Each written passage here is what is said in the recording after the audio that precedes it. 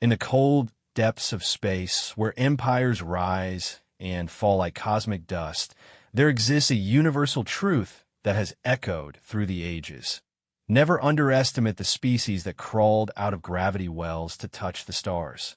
The Zephyrian Empire learned this lesson the hard way when they looked upon Earth's modest defense fleet and laughed.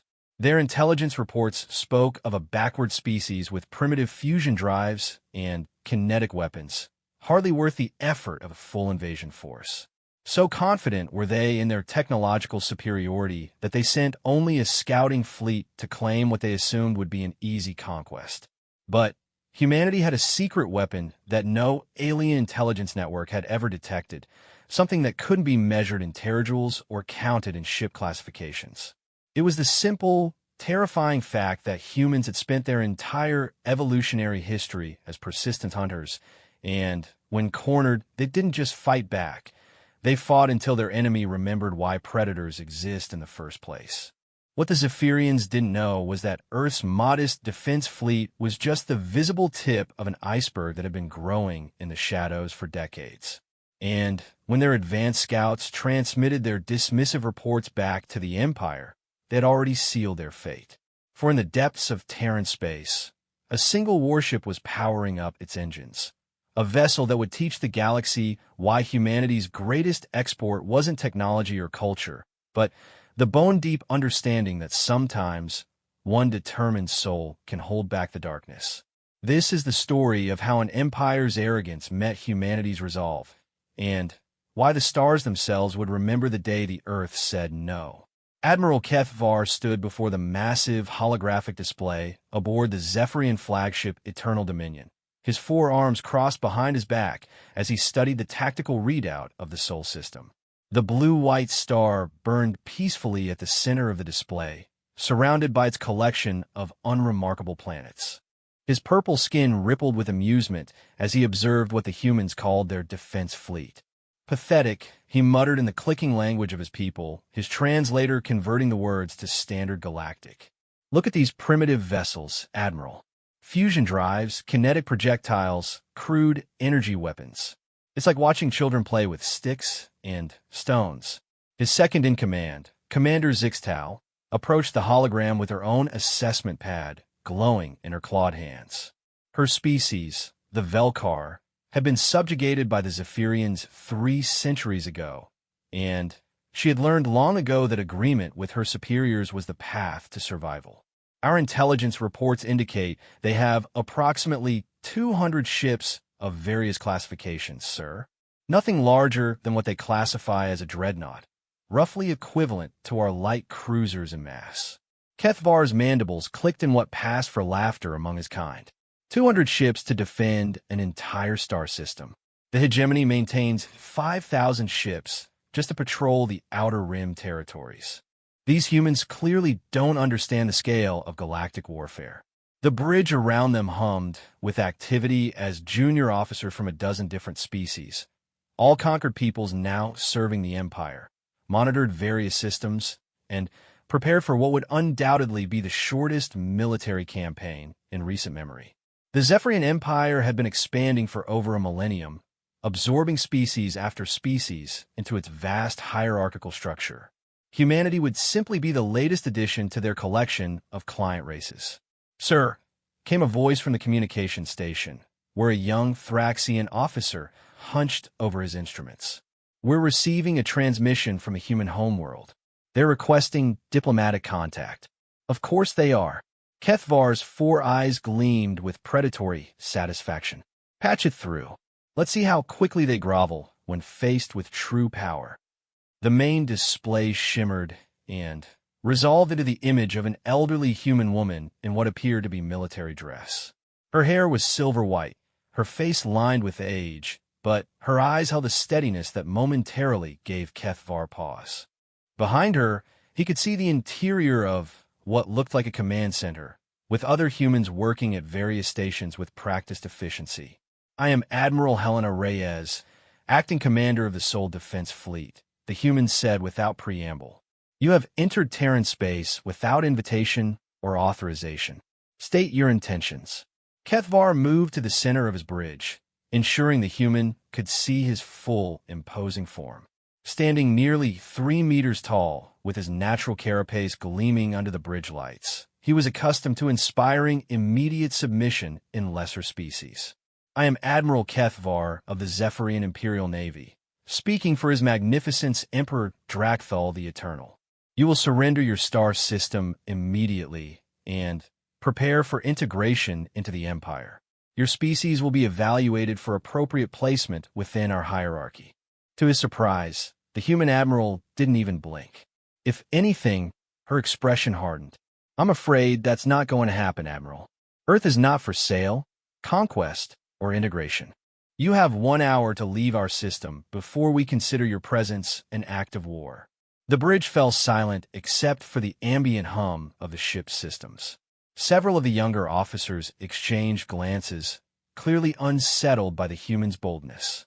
Kethvar himself felt a moment of genuine confusion before it transformed into rage. You dare threaten the Zephyrian Empire? His voice rose to a roar that echoed through the bridge. I have 500 ships under my command. 500.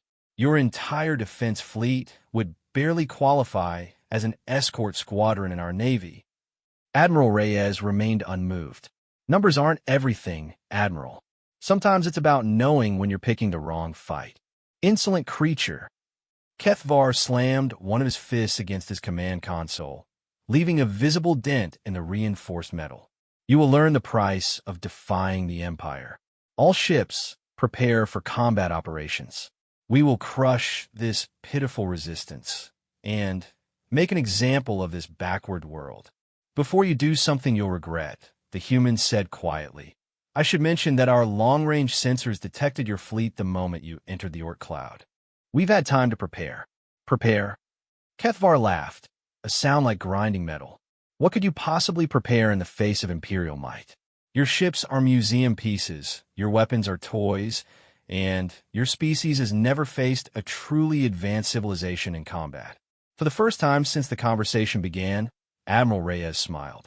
It was not a pleasant expression. That's where you're wrong, Admiral. We've been preparing for this exact scenario for 40 years, ever since we made first contact with the galaxy and learned what kinds of neighbors we had.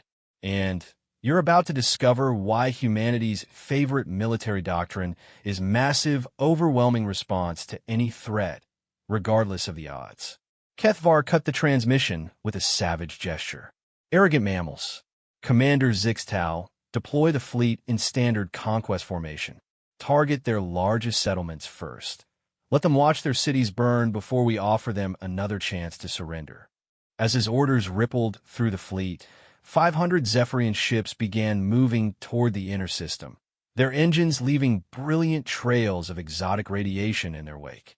The human defense fleet, pathetically outnumbered, began to form up near their homeworld's moon, clearly preparing for a last desperate stand. What Kethvar couldn't see, hidden in the sensor shadows of Jupiter's massive magnetic field, was a single ship powering up systems that hadn't been active for decades. The vessel was old by galactic standards, its hull scarred by micrometeorite impacts and radiation exposure, but its core systems hummed with a power that defied easy classification. Captain Marcus Chun stood alone on the bridge of the Defiance, watching as his skeleton crew of volunteers completed their final preparations. They all knew this was likely a one-way mission, but they also knew what was at stake. Earth had spent 40 years preparing for this day, pouring resources and genius-level intellects into projects that the galaxy's other species would have considered impossible or insane. All stations report ready, sir, came the voice of Lieutenant Sarah Kim from the engineering station. She was one of only 12 crew members aboard a ship designed to carry 300, but they had long ago proven that humans could do more with less when their backs were against the wall. Very good, Lieutenant. Marcus settled into his command chair, feeling the weight of history settling on his shoulders. Transmission to Sol Command, tight beam, maximum encryption. Channel open, sir. Marcus took a deep breath, knowing that his next words would either go down in history as humanity's finest hour or its last defiant cry. Sol Command, this is Captain Chun aboard the Defiance. We have confirmed Imperial fleet deployment and are proceeding with Operation Prometheus. Tell Admiral Reyes that if we fail, Earth should activate the Scorched Earth protocols. We're going weapons-free in T-minus 60 seconds. Understood, Defiance. Godspeed, Captain. The transmission ended, leaving the bridge in contemplative silence. Through the forward viewports, the crew could see the distant flickers of light that marked the positions of the approaching Imperial fleet. 500 ships against one. Odds that would have terrified any sane military commander. But then, again, Marcus thought as he watched his crew perform their final checks with calm professionalism. Sanity was often overrated when facing extinction. Sometimes you had to be a little crazy to save everything you loved. Engineering, bring the Prometheus drive online, ordered.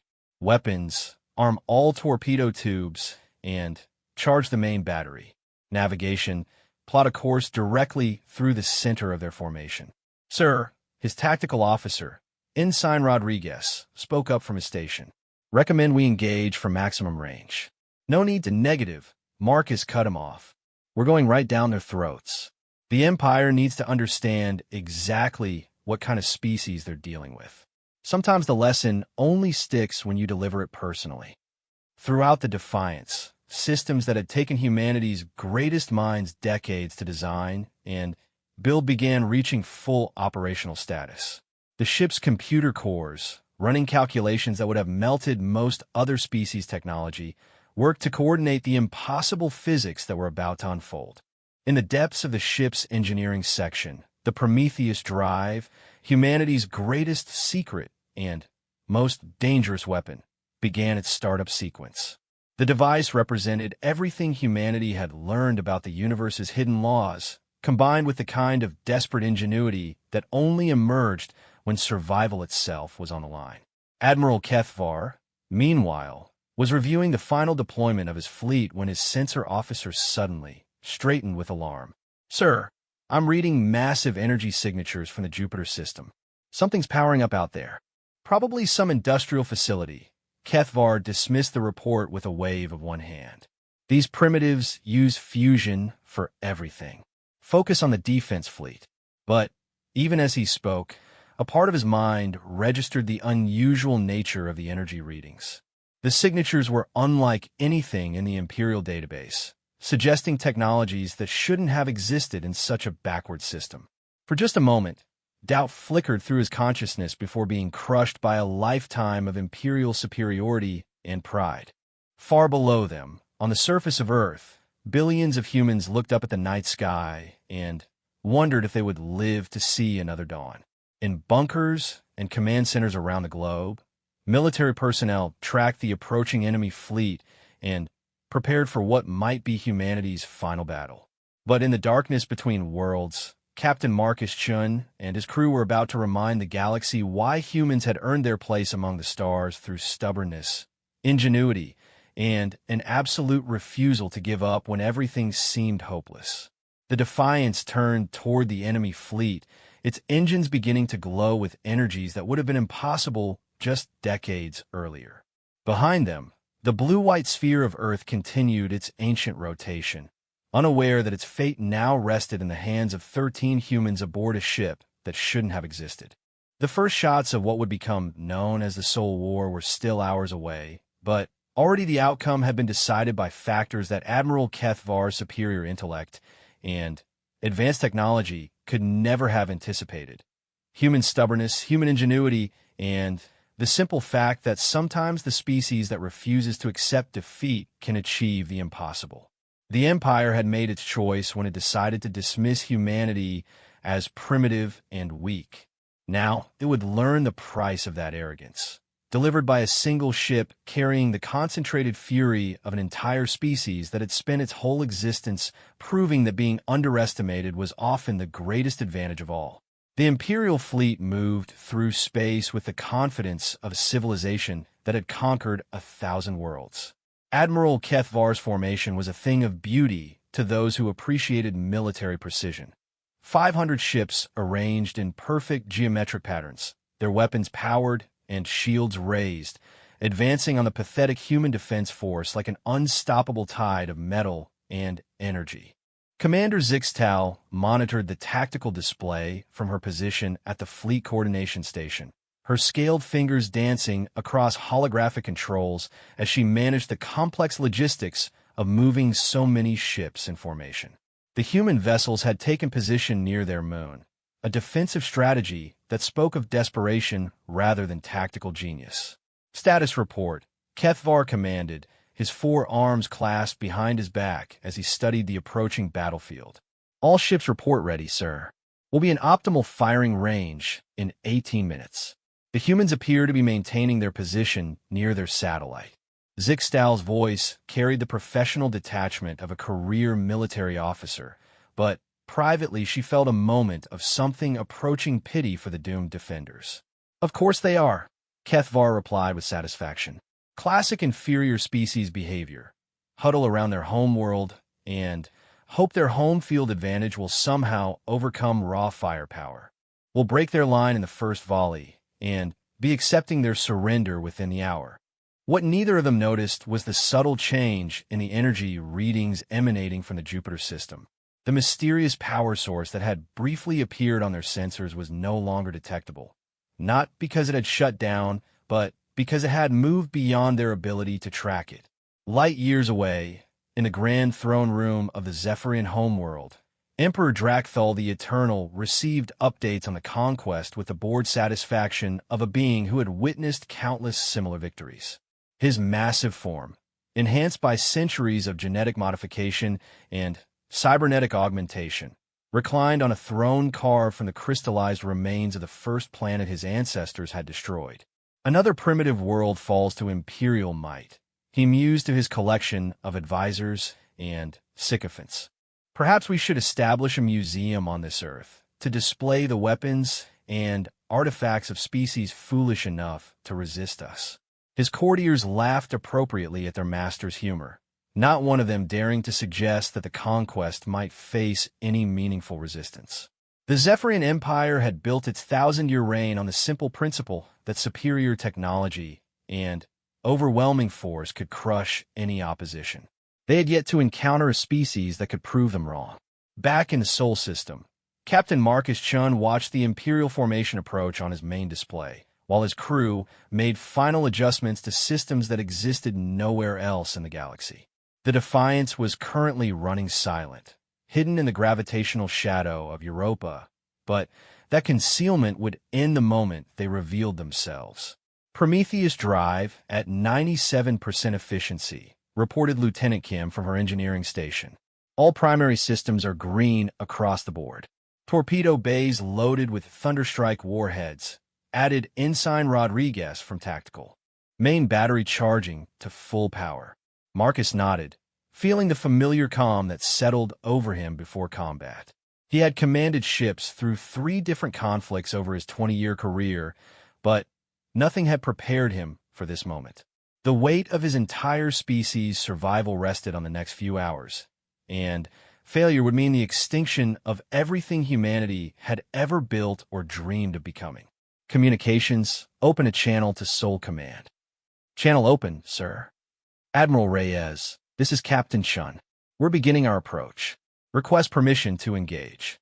The response came back immediately, the elderly admiral's voice carrying a mixture of pride and profound sorrow. Permission granted, Captain. Make them remember who we are. Understood. Defiance out. Marcus turned to address his skeleton crew, these 12 individuals who had volunteered to stand between their homeworld and annihilation. All right, people. We all knew this day might come when we signed up for this project. In a few minutes, we're going to teach the galaxy what happens when you underestimate humanity. Any last words?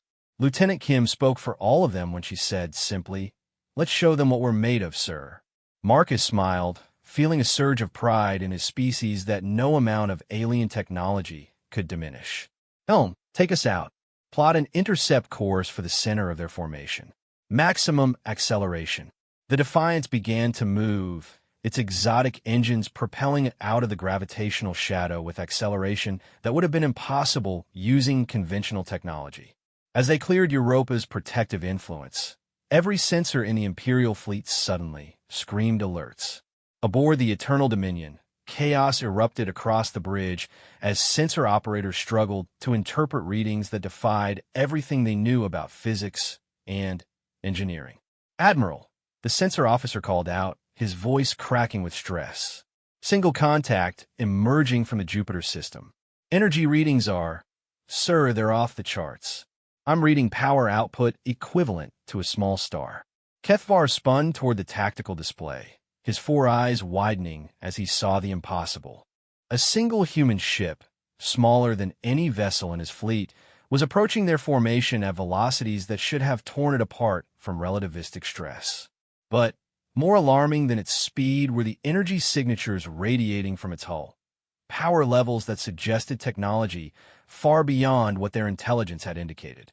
"Impossible," he whispered, then raised his voice to a roar. "Full spectrum analysis. I want to know what kind of trick this is." Commander Zixtal was already working frantically at her station, trying to make sense of readings that violated several fundamental laws of physics. "Sir, the energy patterns don't match any known propulsion system. It's as if they've somehow learned to manipulate space-time itself. Ridiculous. No species achieves that level of technology without centuries of galactic contact. They're primitives who only discovered fusion power 50 years ago." But even as he spoke, Kethvar felt the first cold touch of doubt. The ship approaching his fleet was demonstrating capabilities that even the Empire's most advanced vessels couldn't match. How is that possible? The answer lay in humanity's greatest strength and what many other species considered its greatest weakness: the absolute refusal to accept that something was impossible just because no one had done it before. While the Zephyrian Empire had spent 1,000 years perfecting technologies they had inherited from their predecessors, humanity had spent 40 years asking, "What if?"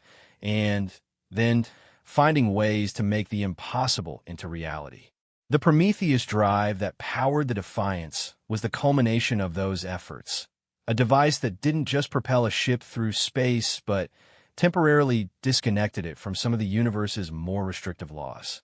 It was technology that other species would have dismissed as fantasy, built by a species that had never learned to properly respect the limits of what should be achievable.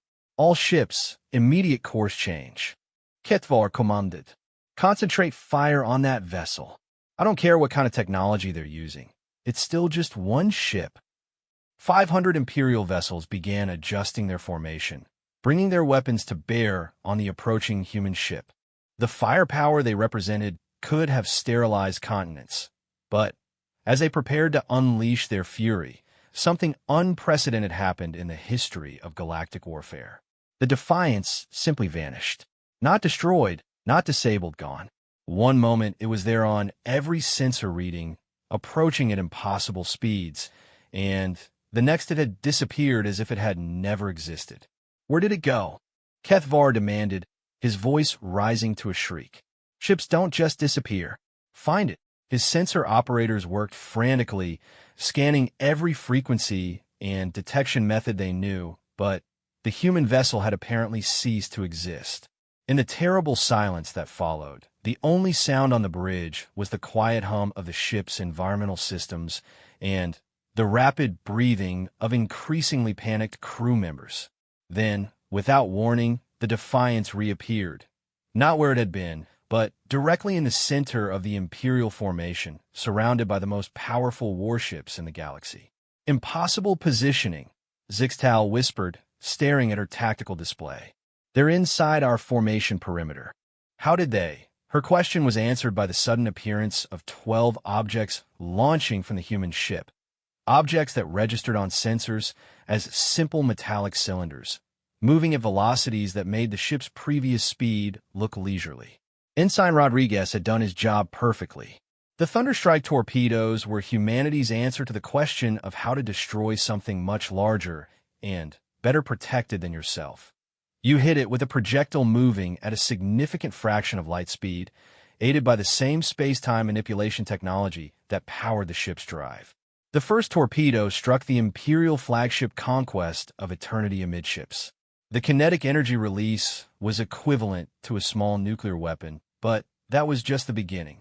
As the projectile penetrated the ship's shields and armor, it carried with it a localized space-time distortion that turned the vessel's own structure against itself. The mighty dreadnought, pride of the Imperial fleet, simply came apart.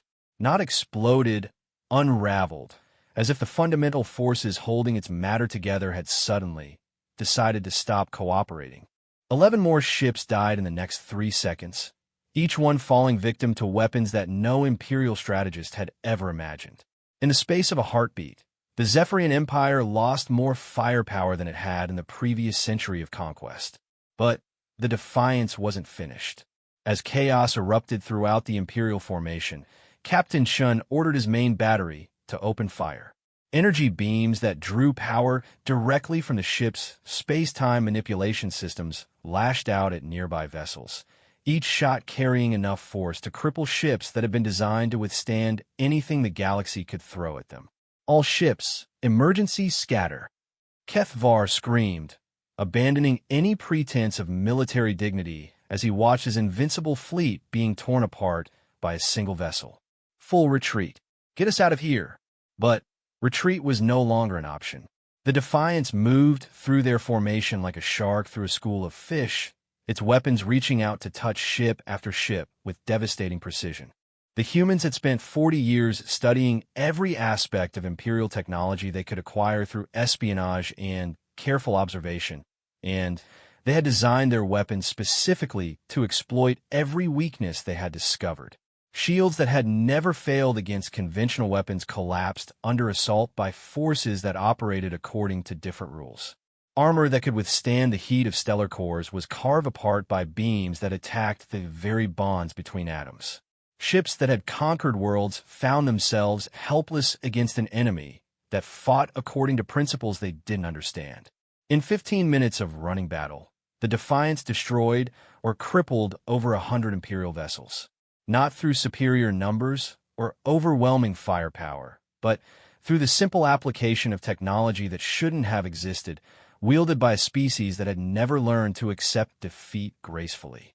Admiral Keth Var, watching his command disintegrate around him, finally understood what the human admiral had tried to tell him. Numbers weren't everything. Sometimes it was about knowing when you were picking the wrong fight. And as his flagship limped away from the slaughter, trailing atmosphere, and debris, he realized that the Zephyrian Empire had just picked a fight with a species that considered impossible to be a challenge rather than a limitation. The Soul War had begun, and already the galaxy would never be the same. The news of the disaster in the Sol system reached the Zephyrian High Command like a plasma bolt through the heart of their 1,000-year confidence. Fleet Admiral Vexthal stood before the holographic recreation of the battle, his 6 eyes studying the impossible tactical data, while his staff of senior officers maintained the kind of silence usually reserved for funeral rites. "Play it again," he commanded, his voice carrying the authority of someone who had conquered 18 star systems personally. The hologram flickered and reset, showing the approach of Admiral Keth Var's invasion fleet toward the primitive human homeworld. 500 ships in perfect formation, advancing on what should have been an easy conquest. Then came the impossible part, the appearance of a single human vessel that defied every law of physics the Empire had spent centuries mastering. "Computer, analyze the enemy vessel's performance parameters," Vexthal ordered. The artificial intelligence's voice responded with the kind of flat precision that only machines could achieve when delivering devastating news. "Analysis complete, Fleet Admiral." Enemy vessel demonstrated instantaneous translocation across 17,000 kilometers. Energy output exceeding theoretical maximums for its observed mass, and weapons technology operating on unknown principles. Estimated technological advancement: approximately 800 years beyond Imperial standard. 800 years. Vexthal repeated the words slowly, as if saying them might make them less impossible. That's more than the entire span of recorded galactic civilization. His chief of staff, General Mordak, stepped forward with the kind of careful precision that marked someone delivering news that might result in their execution. "Sir, we've reviewed all intelligence reports on the human species. Nothing suggested they possessed capabilities beyond basic fusion technology and kinetic weapons. Either our intelligence network has suffered a complete failure, or what, General? Or this species has been deliberately concealing their true technological level while they studied us. The admission hung in the air like a toxic cloud. The Zephyrian Empire's entire expansion strategy was based on superior technology and intelligence. The idea that a primitive species might have been watching them, learning from them, and preparing countermeasures was a possibility that struck at the foundation of everything they believed about themselves. Meanwhile, aboard the limping remains of the Eternal Dominion, Admiral Kethvar faced his own crisis of understanding.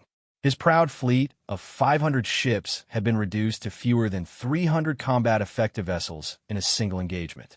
The human ship, they were calling it the Defiance based on intercepted communications, had vanished as suddenly as it had appeared, leaving behind a debris field that told the story of Imperial hubris meeting human ingenuity.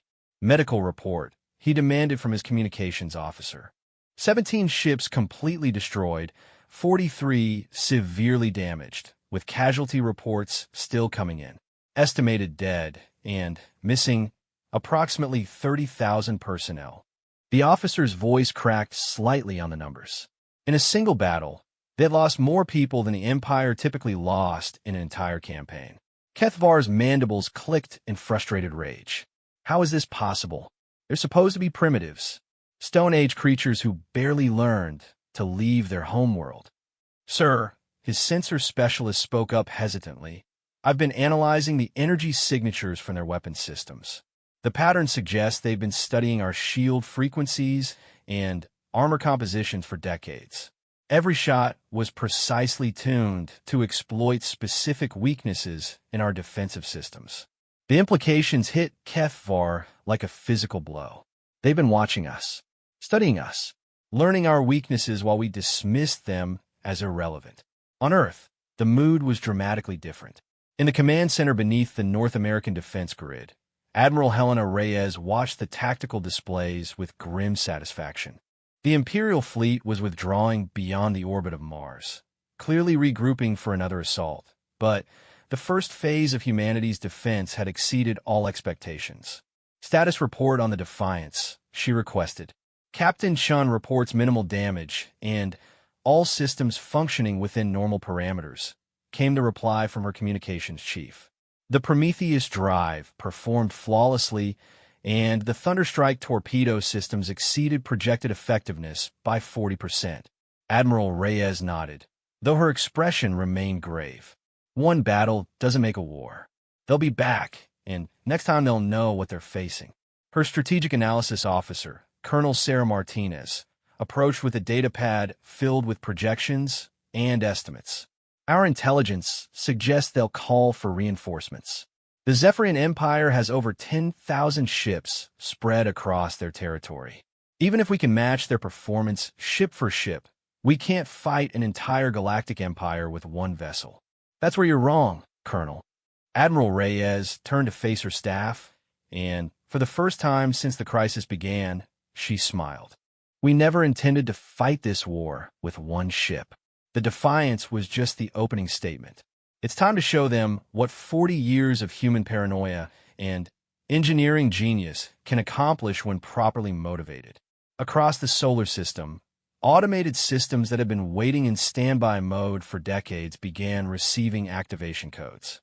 On the dark side of Mercury, fusion reactors that had been disguised as mining operations came online, feeding power to manufacturing facilities that had been built in secret over the course of 2 generations. In the asteroid belt, installations that appeared to be simple research stations revealed their true purpose as the covers retracted to expose weapons platforms that made the Defiance look like a fighter craft. But the greatest revelation was yet to come. In the Kuiper Belt, beyond the reach of normal sensor sweeps, a massive structure that had been constructed in complete secrecy began to power up. The shipyard was a marvel of human engineering, designed and built by people who understood that if humanity was ever going to survive in a hostile galaxy, they needed to be prepared for the worst-case scenario. Captain Chun received his new orders while the Defiance held position near the outer asteroid belt, monitoring the Imperial fleet's movements. The message was encrypted with codes that only a handful of people in the entire solar system possessed, and its contents represented the culmination of humanity's greatest gamble. New mission parameters received, he announced to his crew. We're to proceed to Shipyard Prometheus and take command of additional assets. Lieutenant Kim looked up from her engineering station with confusion. Additional assets, sir? I thought we were the only ship with this technology. Marcus smiled with the kind of expression that suggested he had been keeping secrets even from his own crew. The Defiance was our proof of concept, Lieutenant. The prototype that proved our theories could work in practice. But we never intended to fight a galactic empire with just one ship. As they approached the coordinates, even the battle-tested crew of the Defiance felt their jaws drop. The shipyard was enormous, a construction facility that could have built the entire Sol defense fleet several times over. But more impressive than its size was what it contained. 12 ships hung in the assembly bays, each one larger than the Defiance, and crackling with the same impossible energies that powered their prototype. These weren't just warships. They were the concentrated fury of an entire species that had spent 40 years preparing for this exact moment. "My God," whispered Ensign Rodriguez. "How long have they been building this?" "Since the day we made first contact with galactic civilization and learned what kinds of neighbors we had," Marcus replied. "Every year, every breakthrough in physics and engineering, every scrap of intelligence we could gather about potential threats, it all went into this project. The ships were beautiful in the way that purpose-built tools of destruction could be beautiful. Sleek lines that spoke of speed and maneuverability, weapon systems that hummed with barely contained power, and hulls that seemed to bend light around them in ways that suggested stealth capabilities beyond anything the galaxy had ever seen. Fleet Command to Defiance," came a transmission from the shipyard. "Welcome to Prometheus Station. Prepare to assume flagship duties for Task Force Retribution." Captain Chun felt the weight of history settling on his shoulders once again. The Zephyrian Empire thought they were dealing with a single ship crewed by primitive humans. They had no idea that they had just declared war on a species that considered preparation for the worst-case scenario to be a moral obligation. "All ships, this is Captain Chun aboard the Defiance. Prepare for fleet operations. We have an empire to teach some manners." Back in the Zephyrian Command Center, Fleet Admiral Vexthal was coordinating the largest military response in Imperial history. 2,000 ships were being recalled from across the Empire, along with the most advanced weapons and detection systems they possessed. They would crush this human anomaly through sheer, overwhelming force and restore the natural order of galactic hierarchy. "Sir," his intelligence chief approached with another datapad. "We've detected massive energy signatures throughout the Sol system. It appears the humans have been concealing significant military assets." Vexthal studied the readings with growing alarm. The energy patterns were similar to those displayed by the single ship that had destroyed a third of Kethvar's fleet, but they were coming from multiple sources scattered across the entire star system. "How many ships?" "Unknown, sir. The signatures suggest at least a dozen vessels of similar capability to the one that attacked our fleet, plus numerous defensive installations and weapons platforms." For the first time in his military career, Fleet Admiral Vexthal felt something that no Zephyrian commander had experienced in over 1,000 years of conquest: doubt about the outcome of a campaign. "Double our reinforcement request," he ordered quietly, "and activate the Stellar Devastator protocols." His staff exchanged glances of shock. The Stellar Devastator weapons were planet killers, devices so terrible that their use was normally reserved for the complete extermination of species that posed an existential threat to the Empire. "Sir, are you certain? The use of such weapons against a single star system. This is no longer a simple conquest," Vexthal cut him off. "This species has demonstrated capabilities that threaten the very foundation of Imperial supremacy. If we cannot subjugate them, then they must be eliminated completely." The order went out through encrypted channels to the darkest corners of the Imperial arsenal, where weapons waited that could turn stars into supernovas and transform entire worlds into clouds of radioactive dust. The Zephyrian Empire was preparing to escalate the conflict beyond conventional warfare into the realm of absolute destruction.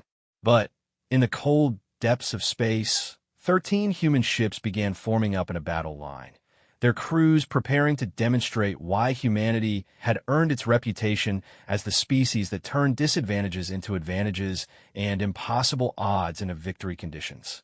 The Soul War was about to enter its second phase, and the galaxy itself would serve as the battlefield for a conflict between Imperial arrogance and human determination. The Imperial reinforcement fleet arrived at the edge of the Sol system like a metal storm given form and purpose.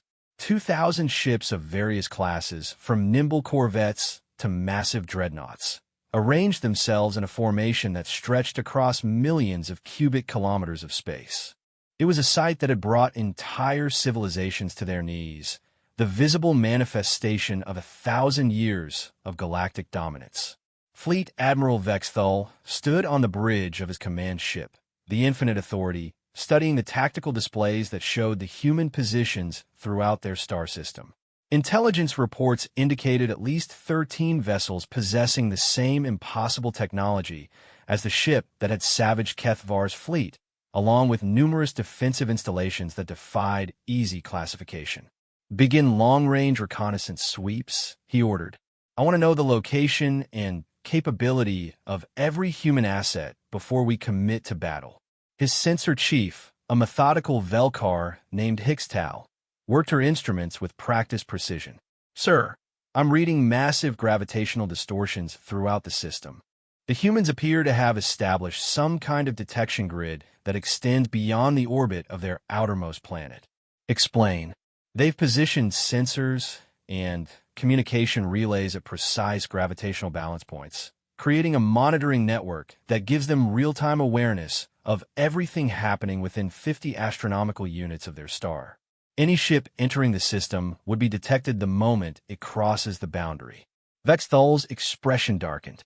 "They've been expecting us. This isn't a desperate last stand. They've been planning for this exact scenario." The realization carried disturbing implications.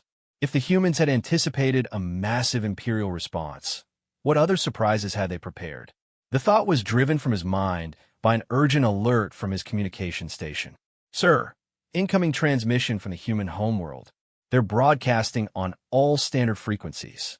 "Put it through." The main display shimmered and resolved into the image of Admiral Helena Reyes, still maintaining the same calm composure she had shown during the first contact. Behind her, Vexthal could see what looked like a massive command center filled with humans working at various stations with a kind of quiet efficiency that spoke of long preparation.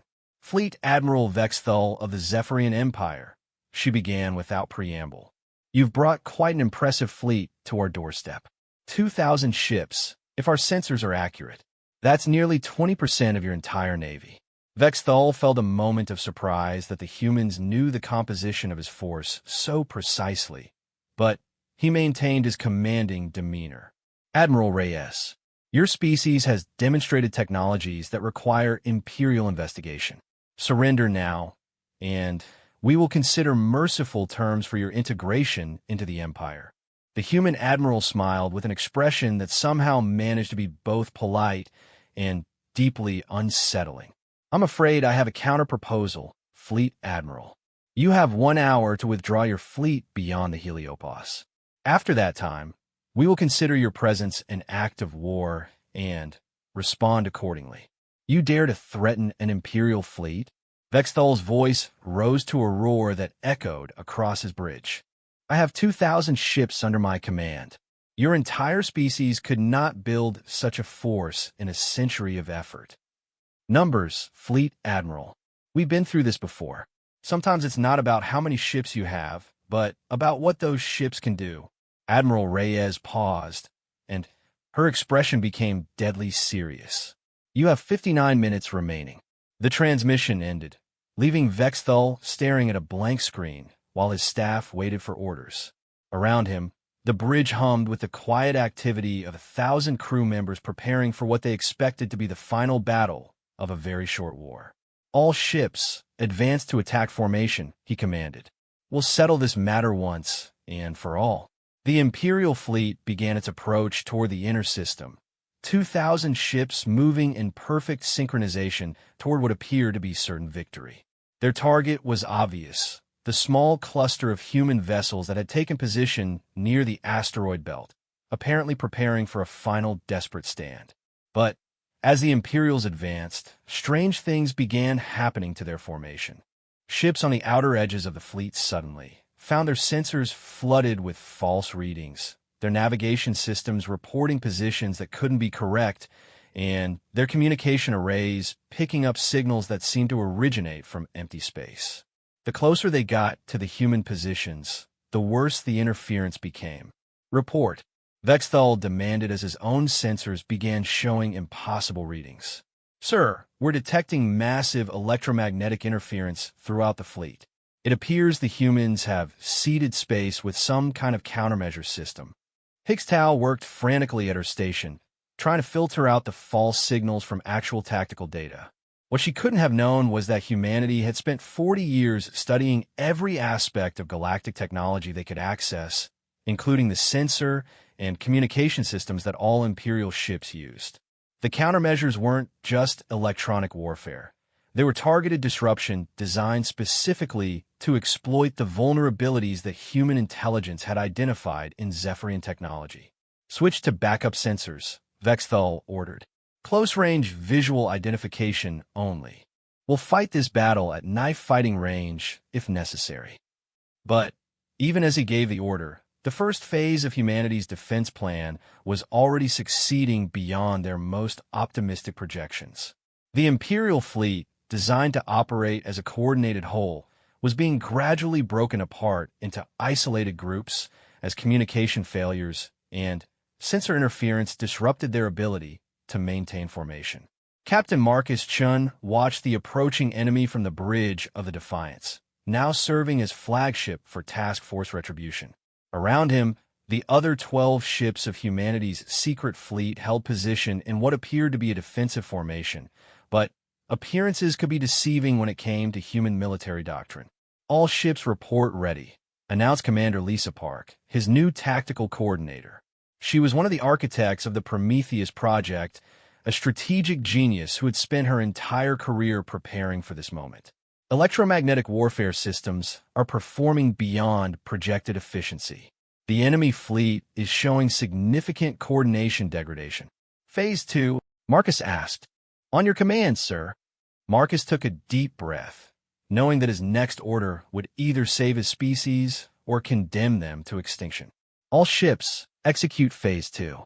Show them what we've been building out here."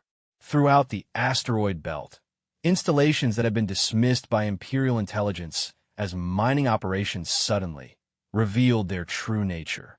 Massive weapons platforms emerged from concealment, their energy signatures blazing to life as capacitors that had been charging for decades reached full power. But these weren't conventional weapons.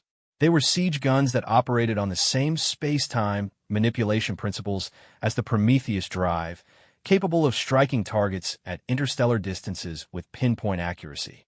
Each platform represented the concentrated industrial output of humanity's entire space-based manufacturing capability, focused on the single goal of building weapons that could hold back a galactic empire. The first barrage reached the Imperial fleet before their sensors could even register the launch. Unlike conventional energy weapons that traveled at the speed of light, these attacks moved through folded space, arriving at their targets essentially instantaneously. 50 Imperial ships simply ceased to exist in the first volley, not destroyed in any conventional sense, but removed from reality as if they had never been built. The weapons that killed them left no debris, no energy signature, no trace that they had ever been there except for the gaps they left in the Imperial formation. "Impossible!" Vexthal screamed as his tactical display updated to show the sudden disappearance of an entire squadron. "Ships don't just vanish." "Sir," His sensor operator called out with panic creeping into his voice. "I'm reading massive energy discharges from fixed installations throughout the asteroid belt. They appear to be using some kind of exotic matter weapon system." Before Vexthul could respond, the second barrage arrived. Another 100 ships disappeared, removed from existence by weapons that operated according to physical laws that the Empire's greatest scientists would have declared impossible. But the humans weren't finished.